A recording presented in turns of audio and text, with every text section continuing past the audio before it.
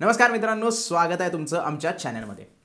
मित्रांनो, आपल्या सगळ्यांना माहिती आहे की आपल्या पार्टनर बरोबर पैशाबद्दल बोलणं थोडंसं अवघड काम असू शकतं। मित्रांनो, कसं आहे, आर्थिक मतभेद जर असतील तर नात्यांमध्ये दुरावा निर्माण होऊ शकतो। पण जर त्या जोडप्यामध्ये समजूतदारपणा असेल, एक ठोस प्लॅनिंग असेल आणि टीमवर्क असेल तर ते जोडपं त्यांचं फायनान्शियल आयुष्य व्यवस्थितपणे जगू शकतात। तुम्ही कदाचित ऐकलं असेल 1 + 0 = 1, पण 1 + 1 = 3। कन्फ्यूज झालात का? हे सगळं टीमवर्कशी जोडलं गेलेलं आहे। सायन्समध्ये त्याला सिनर्जी इफेक्ट असंही म्हणतात। कसं आहे, जेव्हा दोन लोक एकत्र येतात तेव्हा एकट्याने जे गोष्टी करतात त्याच्यापेक्षा जास्त प्रभावी गोष्टी ते दोन एकत्र आल्यानंतर करू शकतात। ही कल्पना विशेषतः जोडप्यांसाठी आणि पैशासाठी सत्य आहे। एवढंच नव्हे, इंडियाना युनिव्हर्सिटीमध्ये एक सर्वे केला होता। त्या सर्वेमध्ये असं दिसून आलं आहे की एखादं जोडपं जर पैशाचं नियोजन एकत्रितपणे करत असेल तर ते जास्त काळासाठी आनंदी राहू शकतात। आणि म्हणूनच आजच्या व्हिडिओचा विषय आहे की जोडप्यांनी एकत्रितपणे त्यांच्या पैशाचं नियोजन कसं करायचं। हे दोन लोक एकत्र आर्थिकरित्या भविष्य कसं सुरक्षित करू शकतात याबद्दलचा आजचा व्हिडिओ राहणार आहे। पण एक गोष्ट लक्षात ठेवा, हा व्हिडिओ फक्त कपल्ससाठी नाहीये। तुम्ही जर अविवाहित असाल, तुम्ही रिलेशनशिपमध्ये असाल किंवा तुमचं ऑलरेडी लग्न झालं असेल तरीही तुम्ही आर्थिक नियोजन कशा पद्धतीने करावं आणि कधी सुरुवात करावी हे तुम्हाला कळालं पाहिजे आणि त्याला कधीही उशीर झालेला नसतो हे माहीत असणं गरजेचं आहे।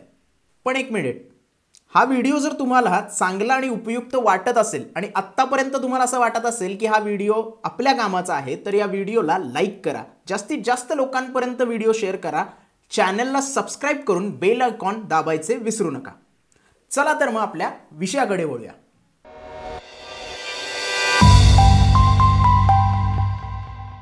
ओके, सगळ्यात पहिली स्टेप फायनान्शियल प्लॅनिंगची काय आहे? Building financial transparency. तुमच्यापैकी प्रत्येक जण फायनान्शियल मॅनेजमेंटकडे कसा जातो याचा शोध घ्या।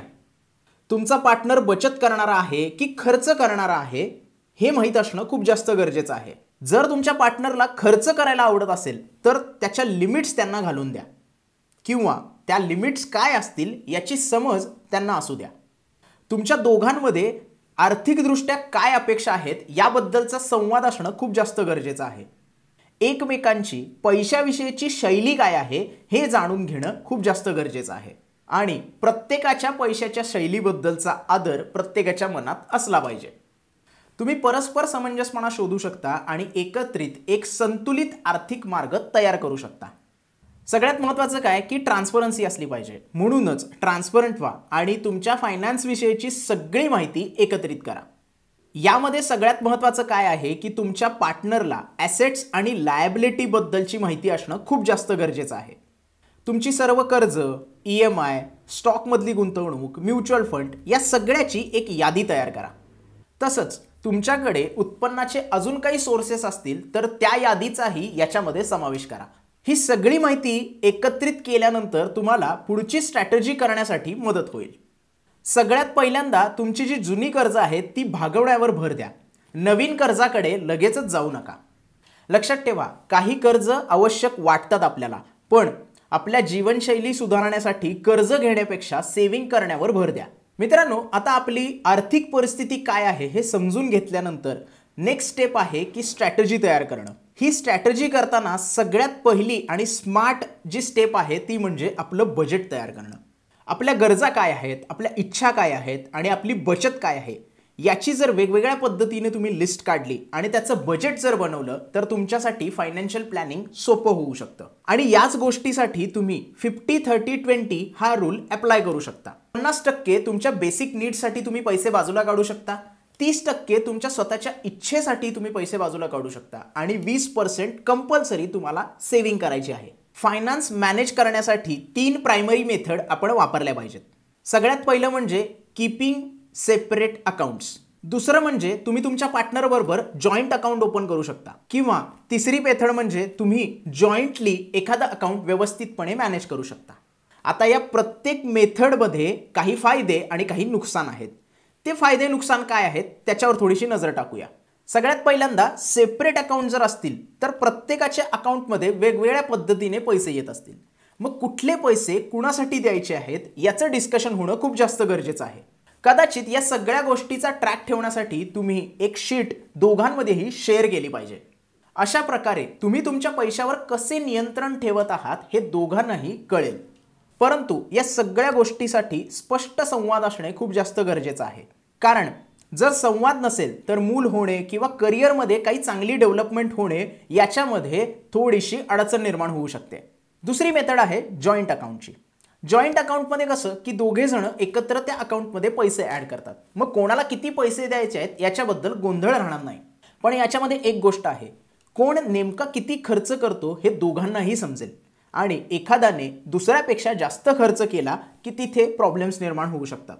तिसरी मेथड आहे कंबाईन सिस्टीम. तुमचे जर दोघांचे पेचेक एकाच सामायिक खात्यात जर जात असतील परंतु तुम्हाला दोघांना पर्सनल मनी जो आहे तो वेगवेगळा जर मिळत असेल तर ती गोष्ट तुम्हाला जे पाहिजे आहे ते विकत घेण्याचे स्वातंत्र्य देते. आणि तरीही एकच अकाउंट असल्यामुळे तुमची जी काही गोल्स आहेत, फायनान्शियल गोल्स, ती अचीव करण्यासाठी तुम्हाला मदत करते. आता मेथड कुठलीही असो पण दोघांमध्ये संवाद होणं खूप जास्त गरजेचं आहे. घर खरेदी करताना असो किंवा रिटायरमेंटची प्लॅनिंग करताना असो, बिल पेमेंट असो किंवा लॉंग टर्म गोलसाठी कुठली इन्व्हेस्टमेंट करायची असो, दोघांमध्ये डिस्कशन होणं खूप जास्त गरजेचं आहे. कदाचित तुम्ही तुमचं बिल पेमेंट ऑटोमेट करू शकता. डिसिप्लिननं बिल पेमेंट करत जावा म्हणजे संभाव्य संघर्ष कमी होईल. आता फायनान्स मॅनेज कसं करायचं हे जेव्हा आपल्या लक्षात येतं त्याच्यानंतरची महत्त्वाची स्टेप म्हणजे फायनान्शियल प्लॅनिंग आहे. आता वैयक्तिक म्हणून किंवा कपल म्हणून तुमची काही फायनान्शियल गोल्स असू शकतात, म्हणून त्याची लिस्ट करणं खूप जास्त गरजेचं आहे. आता लॅपटॉप खरेदी करणं, नवीन मोबाईल खरेदी करणं यासारख्या गोष्टींची लिस्ट करणं खूप जास्त गरजेचं आहे. आता इंडिव्हिज्युअल म्हणा किंवा कपल म्हणा, प्रत्येकाचे फायनान्शियल गोल्स असतात. आता हे गोल्स काय आहेत याची एक लिस्ट तुम्ही केली पाहिजे. त्याच्यामध्ये शॉर्ट टर्म गोल्स आणि लॉंग टर्म गोल्स या दोघांची वेगवेगळी लिस्ट तुमच्याकडे असली पाहिजे. शॉर्ट टर्म गोल्स म्हणजे तुम्ही कुठेतरी ट्रिपला जाणार आहे, वेकेशनला जाणार आहे, नवीन फोन किंवा नवीन लॅपटॉप घेणार आहे, या सगळ्या गोष्टी शॉर्ट टर्म गोल्समध्ये असू शकतात. लॉंग टर्म गोल्समध्ये तुमच्या मुलाचं शिक्षण, मुलाचं लग्न किंवा उच्च शिक्षणासाठीची लिस्ट तुमच्याकडे वेगळी असली पाहिजे. फायनान्शियल प्लॅनिंगमध्ये सगळ्यात महत्त्वाची गोष्ट काय आहे की आपल्या लॉंग टर्म गोल्सला धक्का न लागता आपले personal short term goal achieve करणे आणि तेही कुठलीही बाधा न येता, हे सगळ्यात जास्त महत्त्वाचं आहे. फॉर एक्झाम्पल, जर तुम्हाला तुमचे शॉर्ट टर्म गोल कंप्लीट करायचे असतील आणि तुमचा पार्टनर लॉंग टर्म गोलचा विचार करत असेल किंवा वाईस वर्सा, तर ह्या गोष्टींचा संवाद होणं खूप जास्त गरजेचं आहे. कारण या प्रवासामध्ये दोघांमध्ये जर संवाद असतील तर तुमचे आर्थिक नियोजन व्यवस्थित पद्धतीने होईल आणि कुणाचीही कुठलेही गोल्स असतील तर ते व्यवस्थितपणे तुम्ही अचीव करू शकाल. मित्रांनो, पण आपल्या सगळ्यांना माहिती आहे की लाईफ इज अनप्रिडिक्टेबल. मग तुम्हाला मूल होऊ शकतं किंवा करिअरमध्ये एखादा मोठा चेंज होऊ शकतो. त्यासाठी तुम्ही तयार राहणं खूप जास्त गरजेचं आहे. जसं जीवन बदलतं तसं तुमची जीवनशैलीही बदलत असते. तशीच तुमची जी काही प्लॅनिंग आहे तीही बदलत असते. रादर तुम्ही ती बदलली पाहिजे. तुम्ही दोघं जण कुठे आहात, तिथून तुम्हाला कुठे जायचं आहे, काय अचीव करायचं आहे याबद्दलची माहिती असणं खूप जास्त गरजेचं आहे. मित्रांनो, आता हे सगळे गोल अचीव कसे करायचे, त्याचे मार्ग काय आहेत याच्यावर डिस्कस करू. सगळ्यात पहिल्यांदा तुम्ही तुमचे सेव्हिंग कशा पद्धतीने करणार आहात याचा विचार करायला हवा. ही गोष्ट एकत्रितरित्या ठरवूनच सुरुवात करा. सगळ्यात पहिल्यांदा इमिडिएट कॅश नीड्स काय आहेत याचा विचार करा आणि पुरेशी कॅश आपल्या हातात आहे की नाही याची खात्री करा. त्याच्यानंतर इन्व्हेस्टमेंटबद्दल दोघांनाही काय वाटते याच्याबद्दलची चर्चा करा. इन्व्हेस्टमेंटसाठी stock, mutual fund, real estate, gold, FD, bonds या गोष्टींचा तुम्ही विचार करू शकता. युजली हाय रिस्क म्हणजे हाय रिटर्न्स. तुम्हाला हाय रिस्क घ्यायला आवडत असेल पण तुमच्या पार्टनरला रिस्क जास्त घ्यायची नसेल तर त्यावेळी तो पार्टनर बँकेच्या FD कडे वळू शकतो आणि ही गोष्ट ठीक आहे. कंबाईनरित्या तुम्ही जर दोघांनी विचार केला की कुठे पैसे गुंतवायचे आहेत तर तुमच्या दोघांमध्ये ट्रान्सपरन्सी असू शकते आणि तुम्हाला चांगले रिटर्न्सही मिळू शकतात. सगळ्यात महत्त्वाचं काय आहे की दोघांनी एकत्रित येऊन डायव्हर्सिफाय पोर्टफोलिओ तयार करणं खूप जास्त गरजेचं आहे. आता आपण आधी चर्चा केल्याप्रमाणे तुमचं सेपरेट अकाउंट असू शकतं किंवा जॉईंट अकाउंटही असू शकतं. आता हे तुमच्या दोघांवर अवलंबून आहे की तुम्ही कशा प्रकारचं अकाउंट ओपन करता. परंतु इन्व्हेस्टमेंटचा जेव्हा प्रश्न येतो तेव्हा दोघांनी बसून तुमचा पोर्टफोलिओ काय आहे, तो कसा चेंज झाला पाहिजे याचं रिव्ह्यू करणं खूप जास्त गरजेचं आहे. फॉर एक्झाम्पल तुमच्या दोघांचे इन्व्हेस्टमेंटचे एक जॉईंट अकाउंट आहे असा विचार करा, जिथे तुम्ही दोघंही फंड ऍड करता आहे. तर अशा पद्धतीने तुम्हाला चित्र दिसून येईल. Stocks and equity 30%, high return investment असू शकते, जे कोणी हाय रिटर्न्स घेणार आहेत त्यांच्यासाठी. म्युच्युअल फंड 35%, इथे तुम्हाला डायव्हर्सिफिकेशन दिसून येईल. बॉन्ड्स 20%, स्टेडी आणि प्रिडिक्टेबल रिटर्न जर पाहिजे असतील तर तुम्ही बॉन्डमध्ये इन्व्हेस्ट करू शकता. बँक डिपॉझिट 15%, हे सगळ्यात सेफ आणि लिक्विड इन्व्हेस्टमेंट ठरू शकते. आता ही जी गोष्ट मी सांगितली ती एक सगळ्या प्रकारचं मिश्रण इथे आहे. हाय रिस्क घेणार असाल तर स्टॉकमध्ये इन्व्हेस्ट करू शकता, लो रिस्क घेणार असाल तर बॉन्ड किंवा FD मध्ये इन्व्हेस्टमेंट करू शकता. यामुळे काय होईल की दोघांचीही जी काही विचारसरणी आहे हाय रिस्क आणि लो रिस्क इन्व्हेस्टमेंटची ती इथे कंप्लीट होताना दिसेल. आता आपण जी चर्चा केली इन्व्हेस्टमेंटची ते फक्त एक एक्झाम्पल आहे. कुठलीही इन्व्हेस्टमेंट करण्याच्या अगोदर तुमच्या आर्थिक सल्लागाराचा सल्ला जरूर घ्या. मित्रांनो, तुम्ही इन्व्हेस्टिंग बद्दल अजून इंटरेस्टेड आहात का? तर डिस्क्रिप्शन बॉक्समध्ये इन्व्हेस्टमेंटच्या ज्या काही स्ट्रॅटेजीज आहेत, टिप्स आहेत, त्याबद्दल ऑलरेडी आम्ही व्हिडिओ बनवलेले आहेत. डिस्क्रिप्शन बॉक्समध्ये तुम्हाला या सगळ्या व्हिडिओची लिंक्स मिळून जाईल. मित्रांनो, जेव्हा आपण भविष्यातील सुरक्षेसाठी आर्थिक नियोजनाबद्दल बोलतो तेव्हा इन्शुरन्स ही गोष्ट आपल्याला विसरता कामा नये. तुमच्या अनुपस्थितीत तुमचा जोडीदार किंवा तुमच्या कुटुंबाला कुठलीही आर्थिक असुरक्षितता वाटू नये म्हणून तुम्ही इन्शुरन्स घेतला पाहिजे. टर्म इन्शुरन्ससह तुम्ही तुमच्यापैकी प्रत्येकासाठी किंवा संयुक्तरित्या कव्हर मिळवू शकता. अपंगत्व, गंभीर अपघात किंवा गंभीर आजार यासारख्या गोष्टी जर तुम्ही कव्हरेजमध्ये ॲड केल्या तर तुमच्या पॉलिसीसाठी ते चांगलं ठरू शकतं.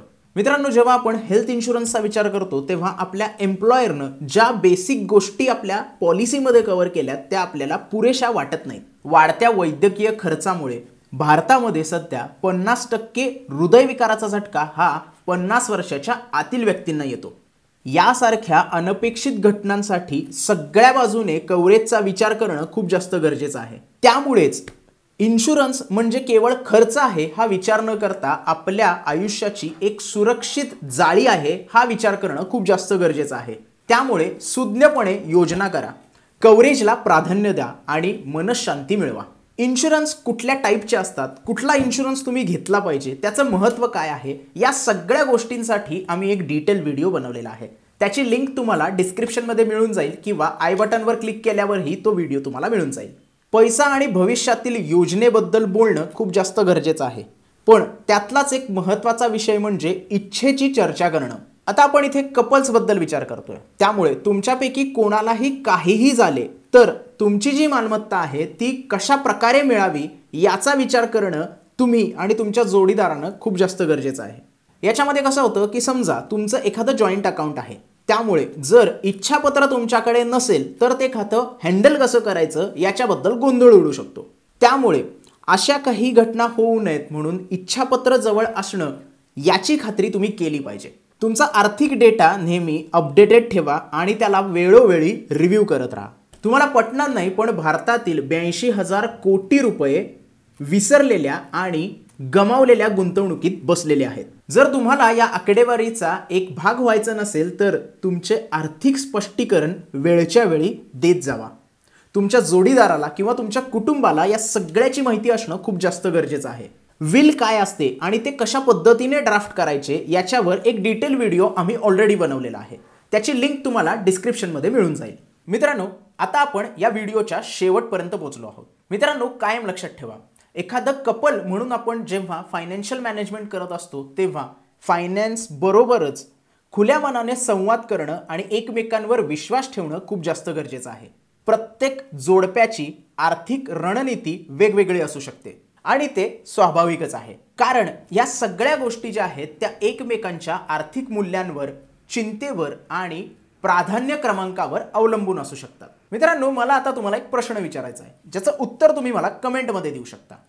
तुम्ही आणि तुमचा जोडीदार फायनान्शियल डिस्कशन कशा पद्धतीने करता? हा व्हिडिओ जर तुम्हाला आवडला असेल, उपयुक्त वाटला असेल तर या व्हिडिओला जास्तीत जास्त लाईक करून आम्हाला प्रेम द्या. व्हिडिओ जास्तीत जास्त लोकांपर्यंत पोहोचवा आणि ग्रो मराठी चॅनलला सबस्क्राईब करायला विसरू नका. धन्यवाद.